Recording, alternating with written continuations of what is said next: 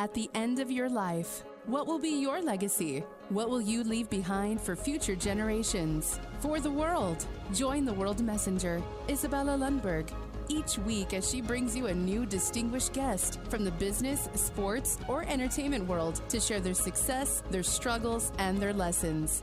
They will share their insights into current hot topics that affect everyone. Isabella facilitates an intimate, vulnerable environment to find the true value of humanity and real leadership. Are you ready for your legacy?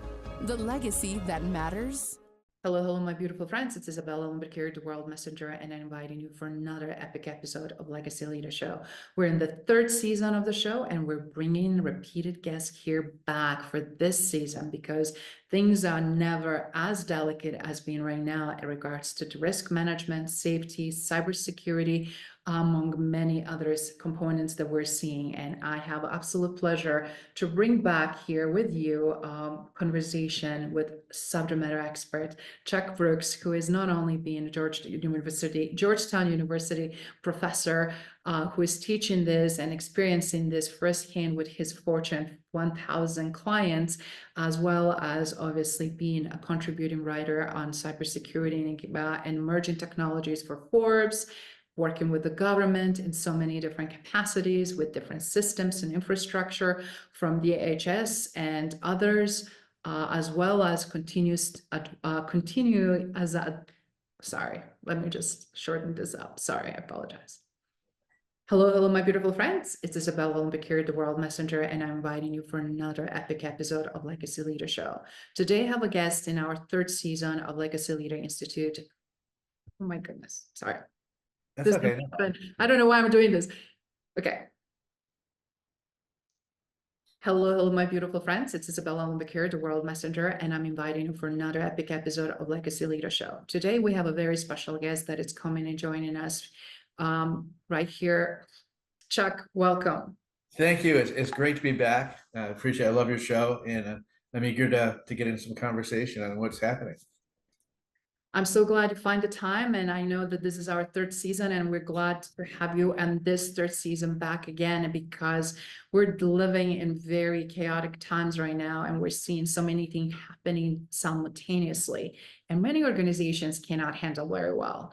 And you did some amazing work. You published the book, which we'll get into in a second, but you also continue to be very visible and very vocal about what is happening and how we need to position. So do you mind sharing a little bit of insight? What do you see right now as the major issues and concerns that you have, and then also greatest opportunities? Sure. Yeah. Well, it's timely that it's Cybersecurity Awareness Month because I think one of the biggest problems still, despite all the efforts in the last decade or so, is that there's a lot of ignorance out there about cybersecurity and the risks and threats we face. Depends what level you are, but it's still that there's more breaches than ever, more ransomware than ever, at least in terms of volume of dollars and being extracted. But so I think that the part of the challenge here is still educating the public that we're in a new world, a new era of digital connectivity, and what was in the past doesn't apply now. And they need to protect their identities. They need to protect their personal wealth and anything that's private in their own lives. And if you're a company, particularly a small and medium business, you really need to bolster yourself because you're now more of a target with artificial intelligence and other things being brought online. And the fact is, it's wide open.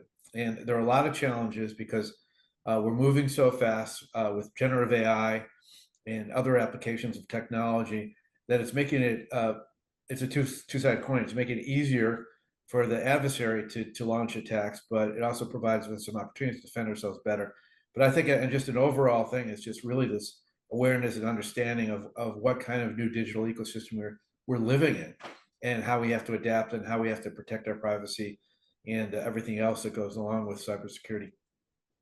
That is an excellent point. And question is, again, are we fully aware of? And then what do we choose to decide to what kind of actions to take, right? And we're seeing still very interesting data and statistics, as you just mentioned, that things are just, unfortunately, even with the knowledge that we have, not as rapidly changing. And what do you think is some of the key contributors to that? I think the first thing is expanding connectivity. and the speed of connectivity. The world is getting more and more connected, which means more of an attack surface. You're seeing the Internet of Things come more online. Billions of devices now. I say 50, 70 billion people, the devices attached to the web.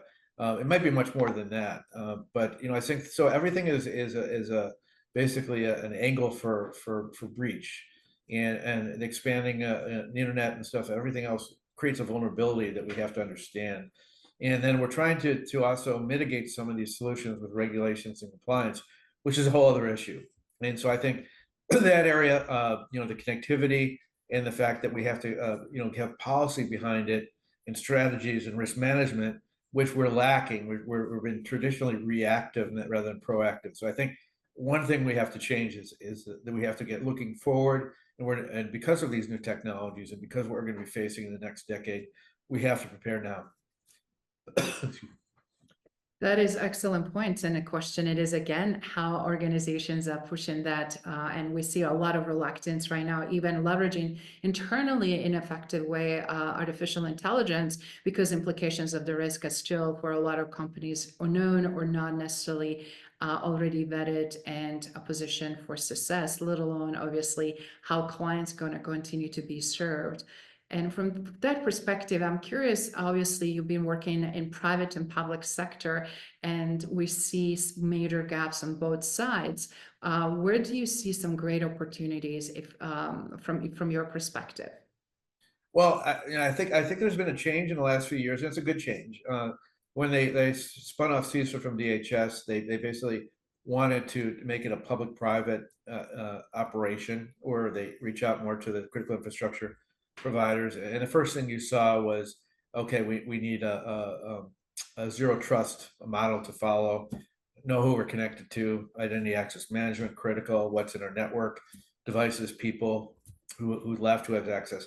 All that stuff was never touched before, and now it's become mandated, and it's being followed pretty closely, both in government. It has to in the government, in the private sector. Second thing that they've implemented is called security by design, which has been around too. But we're replacing a lot of these legacy systems. And the way to do that is you have to plan and have a strategy ahead of time to protect it.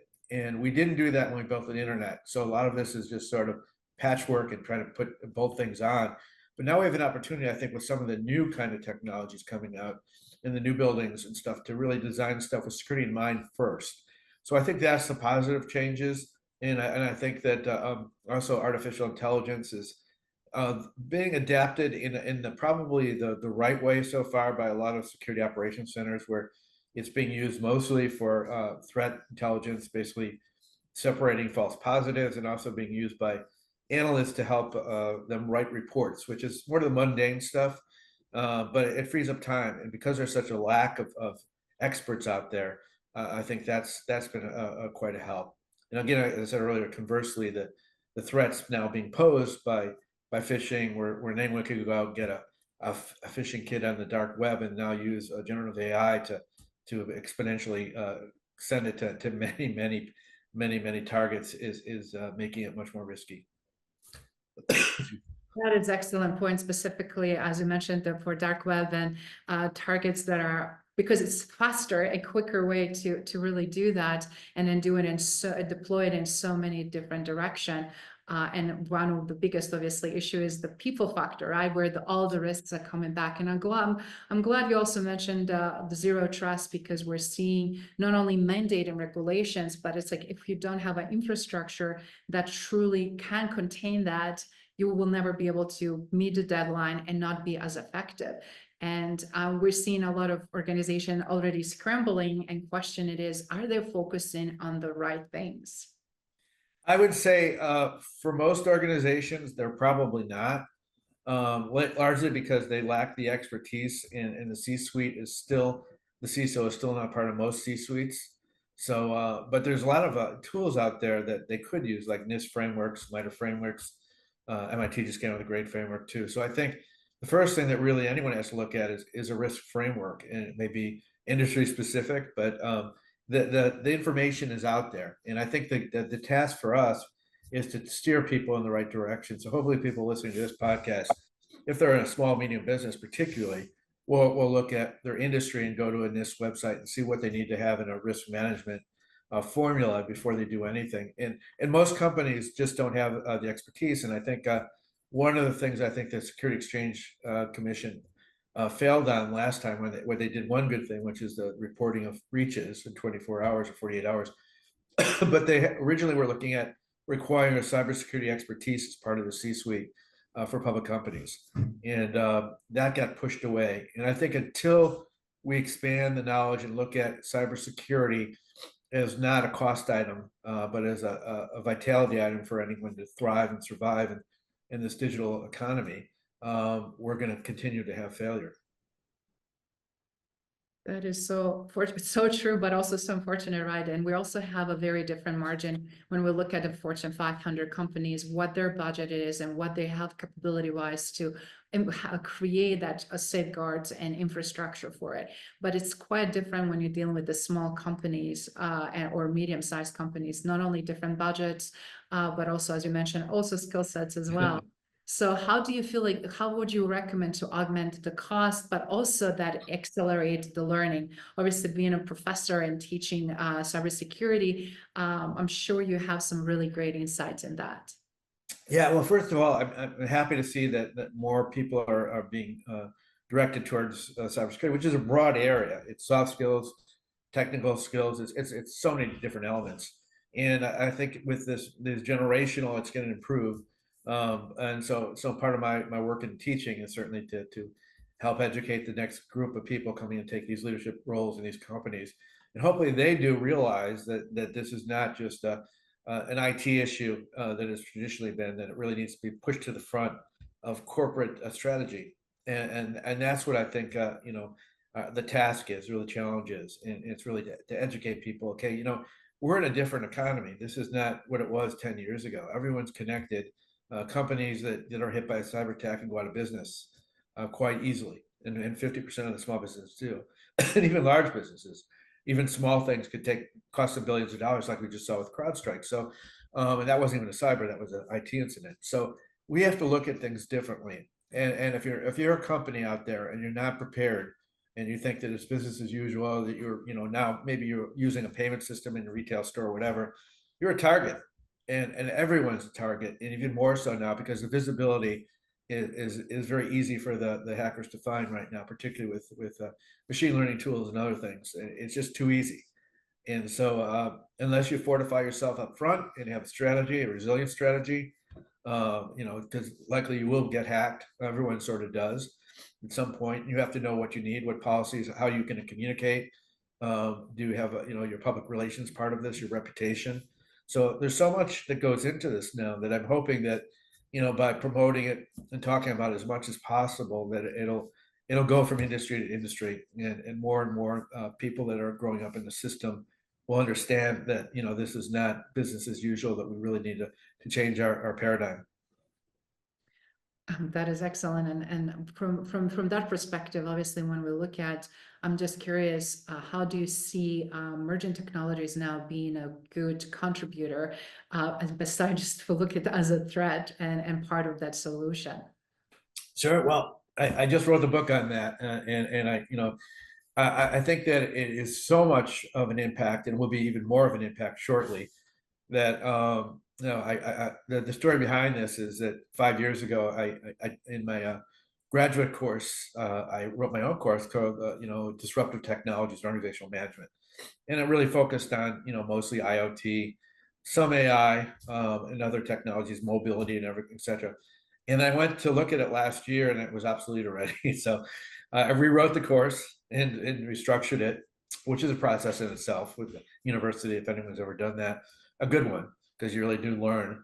But I realize that we're changing at such a Malthusian rate, right now. It's just things are happening so rapidly. These technologies are already impacting us.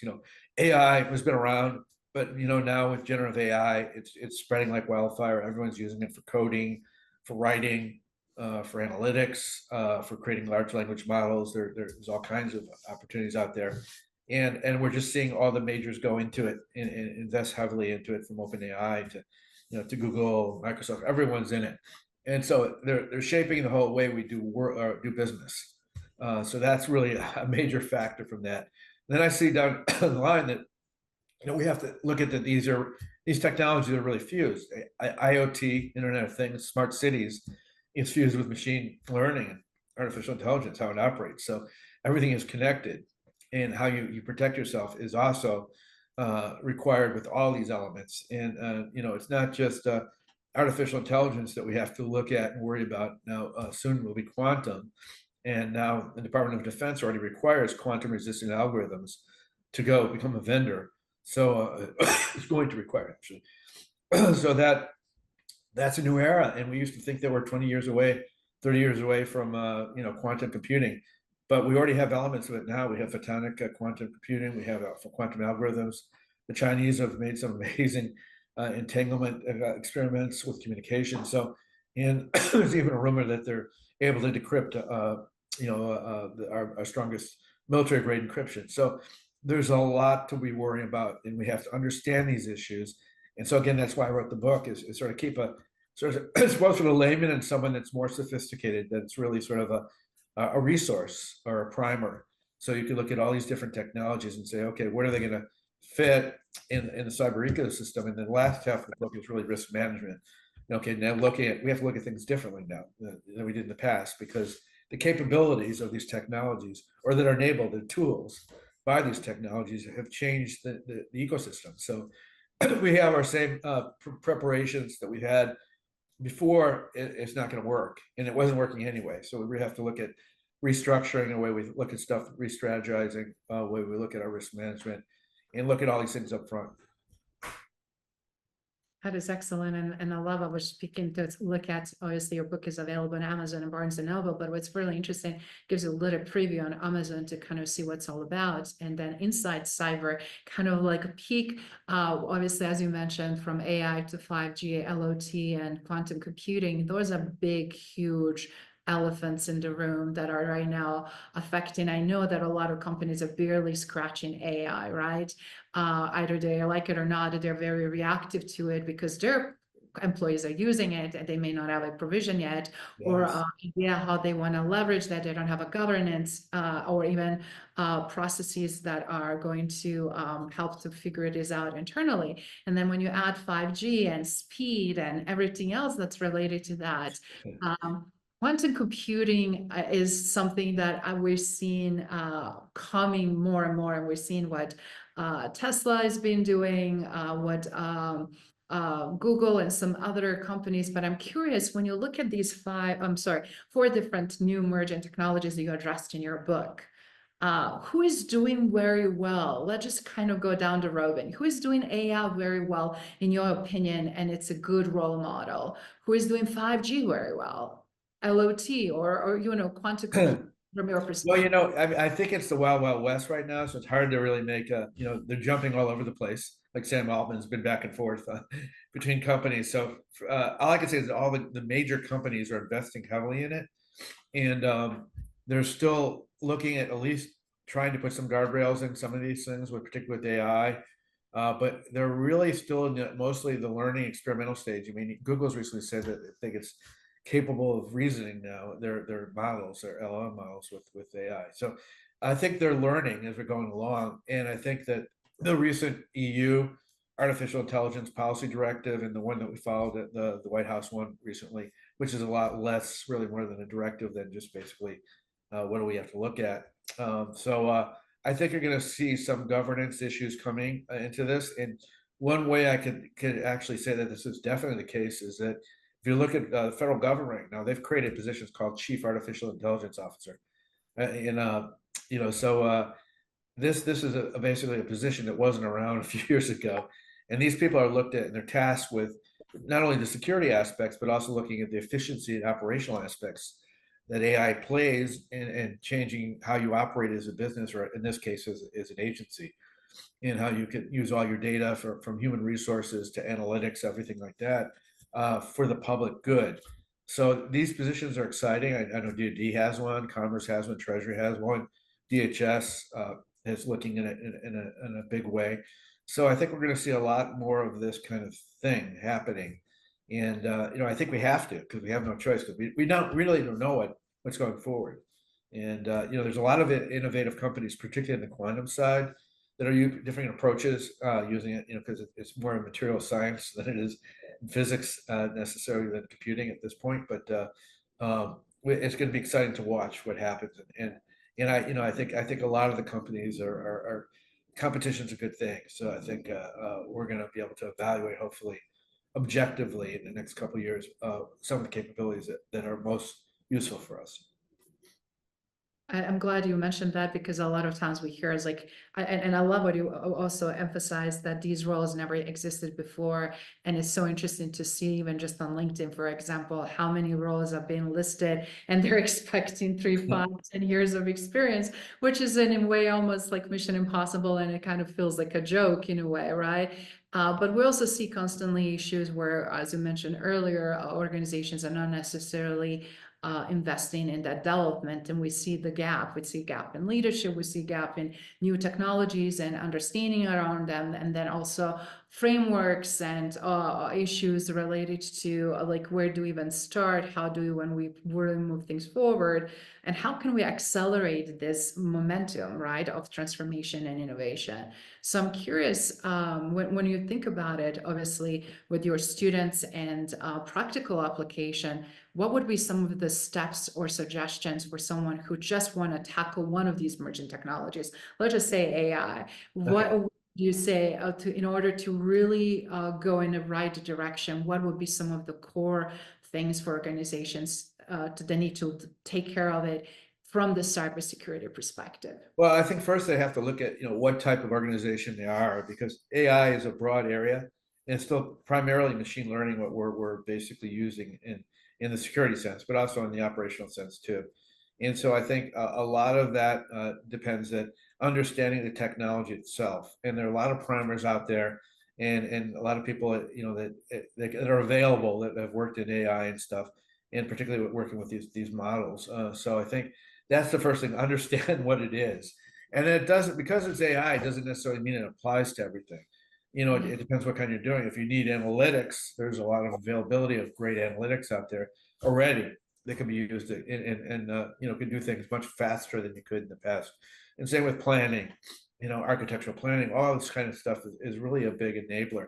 The second thing, after understanding what it is you have to look at the regulations out there, because they've looked deeply at the risks, the bias, all these other things. And again, I go to the EU model because that's more punitive model, which means it's a little bit more serious in the implementation. But if you look at what they've looked at overviews, you can get an idea of where it's going and what they fear, and how it's best used. So you could do that. Then the third thing is, I tell them is that okay, all these types of technologies, particularly AI, have benefits and risks. What are the risks? What are the benefits? Understand the vulnerabilities and the positives, and devise a risk management program for if you're working for a company that meets the requirements of what you're doing. If you're in energy, you have different compliance regulatory issues.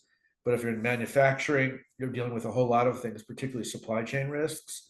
And maybe AI could be a benefit to understanding where the vulnerabilities and discrepancies are, helping create policies across your platform for every vendor involved. So there's a lot of different things that can be done, and it certainly is a good tool if it's used right. So I'm excited about it in that sense. I think that again, technology is how you use it, and there are a lot of benefits right now, and I think we don't have a choice anyway. So I think we have to understand what's going on, and it's pretty exciting. And if you look at the edge of things, where you're looking at the research of the neural connectivity between brain and a machine, you're seeing where it's going. It's really going into us. We're really becoming we'll become a cyborg type human, not in the immediate future, but not in the too distant future either. We're seeing it with the phones are now almost glued to us, but and implants and chips. But you're really looking at really augmenting the human, and with artificial intelligence agents and things like that. Now would have personas, create and provide advice. We're living in a society that's going to be more like the Jetsons every day. And that is scary for some people. And when you look at it, it's like, okay, do we really want, and how far it will go? And if it's still not regulated, what implication this is going to have? But we also see the very legitimate fear factor that a lot of organizations and individuals are worried about. What about my job? It's going to be all automated. Am I going to be replaced? And how can I insert myself? How can I also continue to create and be relevant and have sustainability or sustained through the work, but also sustainability of actual business model, a concept of it? And what's some of the trends do you see there? And what were some of your thoughts on that? Yeah, well, it's definitely going to have an impact on the economics of the jobs. It's too early to tell. I mean, there's different debates on that. There's McKinsey people that think it's actually going to create jobs just in new areas, and it's retraining. And there's those who are more of a skeptical that say, well, it's going to just do what we did with factories. It's going to automate everything, and people will be able to work. But even with that, there was retrained skills, and people in the factory working those works found other things. So I'm pretty optimistic that first of all, it's not going to happen quickly.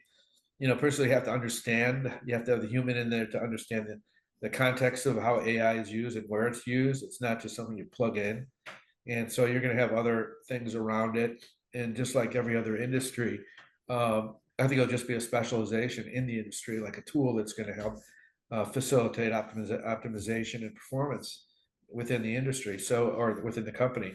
So I think I'm not so down on the fact that it's going to have a changes immediately. I think again, though, there are legitimate fears, and one of the things you alluded to is our privacy right now. Vint Cerf of creator of the internet, Google, so we don't even have privacy anymore. Many people say anytime you're on the internet, of course, you don't have privacy. Your data is out there. So, but with AI, it'll be able to look at everything you've done and said, and basically consolidate it and synthesize it in under a second, and it's available.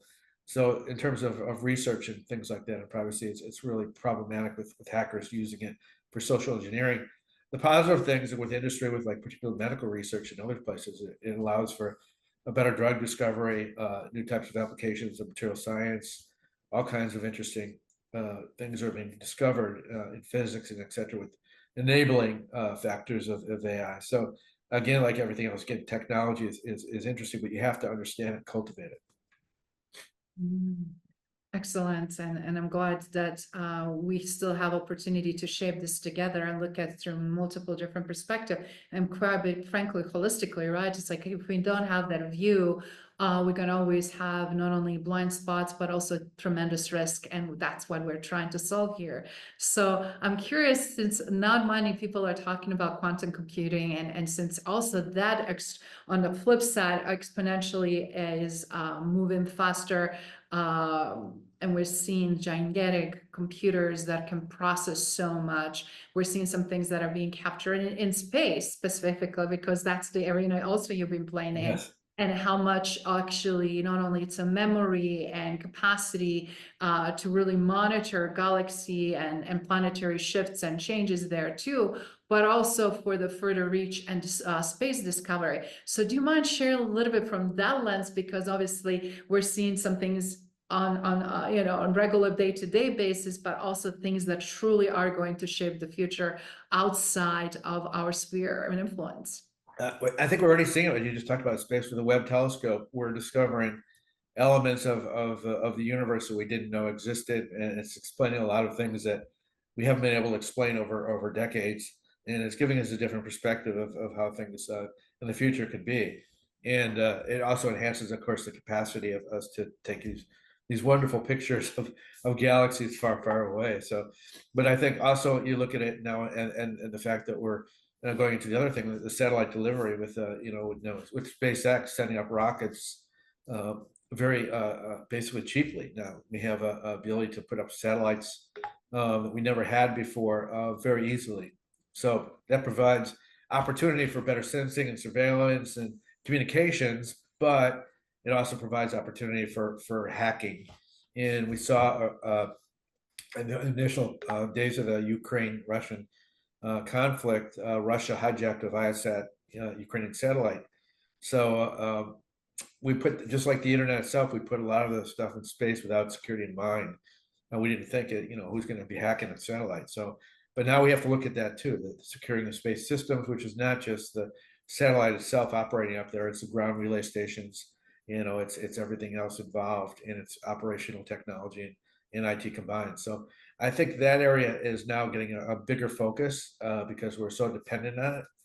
So, I'm happy to see that there's a lot more attention being paid to space system security, which has been neglected in the past. But it is a critical infrastructure, in my opinion, even though it's not listed as one. So I'm happy to see that. And I think again, this realm of quantum is very interesting, because what will happen if we do have a quantum capability, it'll be millions and millions of times more capable than even the biggest supercomputer we have now.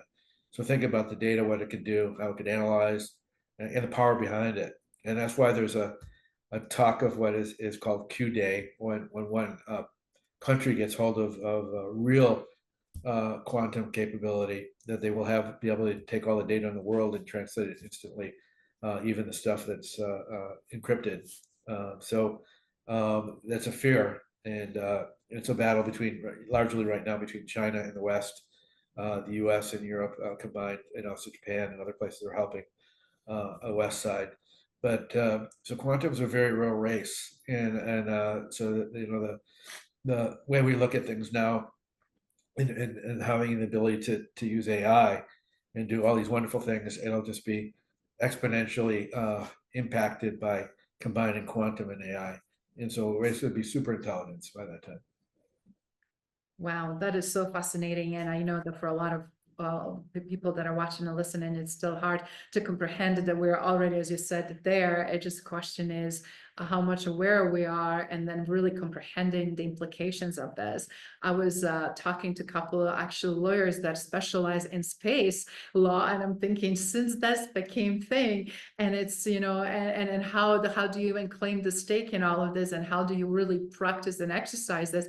Because I was just really fascinated about that, and seeing already regulations and some of the safeguards being put on also around that just shows that things are happening much faster than we're even willing maybe sometimes to see or can really keep up with as a tremendous change. And I'm curious, what do you see some really exciting things as a result of it that really fascinating you the most, and it make you also obviously so dedicated for the continuation of the growth and expansion in that arena? Yeah, I'd have to say, you look at medicine, because I think what we've been able to do now with AI and genomics and all these things are basically radically changing our ability to be healthier, also to control diseases, to do all kinds of things. Of course, you can have the opposite with COVID breaking out and pandemics, but I think but our ability to actually contain them and understand them is also improved too. So I think in that area, the research that's going on, the nanotechnologies, the drug delivery systems, the drug discovery, basically rebuilding humans with synthetic parts, replacing organs. So longevity, I think all that area is really fascinating. It's being heavily enabled by emerging technologies. But again, if you also want to look at the realistic application of this, it's also in the multi-domain war campaigns right now. You're seeing technologies now going towards robotics, and so although soldiers are really important still, you're seeing a lot of use of drones, of robots going into places like tunnels, basically using the battlefield from satellites to discover things from above that used to be hidden for forever. So you have the capabilities now, and also the ability now also for AI to make decisions on when to use weaponry and how to use weaponry. So, there's a scary part to this too, but I see that, usually DoD, DARPA, and others places have done a lot with experimentation, looking at, the kind of weaponry and defensive systems to use for this stuff. So it's a good way to get a barometer on what's happening, how quick it's happening. And it's also happening, with our aircraft and stuff, and the speeds that we're going on with the capabilities and materials they're using. Really touches every single industry when you think about it. It's just being changed. The question, how fast they adapt. And now we're also seeing that, there's potential to have miniature nuclear capability to power data plants. And so a lot of stuff is changing so quickly. It's hard to keep track of it. You spot on, and I love what you also mentioned when you said that you have to obviously continue because it's progressing and you have to be ready for it, and it's rapidly changing, but also adoption of that aspects of it, and also sustainment. How do you rapidly deploy something, but how can you also rapidly sustain? Because that's where I feel like it's a huge opportunity where we're falling short, and then obviously iterating and being more agile in a process to make that happen. Yeah, no, you're right. And I think that's where strategy goes up front in the risk management. Sustainability has to be incorporated up front into this and planned. And really the lesson of all this is that all our strategies and risk management, things we were using before need to be adapted and updated because there are new implications of how you use it and new benefits too. So looking at that area, sustainability and resiliency have to be really key components of everything we do. If we're all dependent on basically transmissions of the internet and electricity in our cars and everything like that. If we hit a EMP blast, electromagnetic pulse blast from a solar flare or done from a bomb or whatever like that, it takes out the whole network. So the more dependent we are on the internet and digital world, also the more vulnerable we become to other things. Again, like the CrowdStrike thing is a good example, or the Colonial Pipeline, where it took down the whole east coast of supplies of energy. Is that you have a points of failure that affect more people, and so that's the risk of it. The benefit is we're just able to do much more productivity, creativity, and create new innovation that we never had in the past, that we could really transform our society. So again, it's a good and the bad. That is excellent point, and thank you for sharing that very vast spectrum so that people can really see and connect the dots.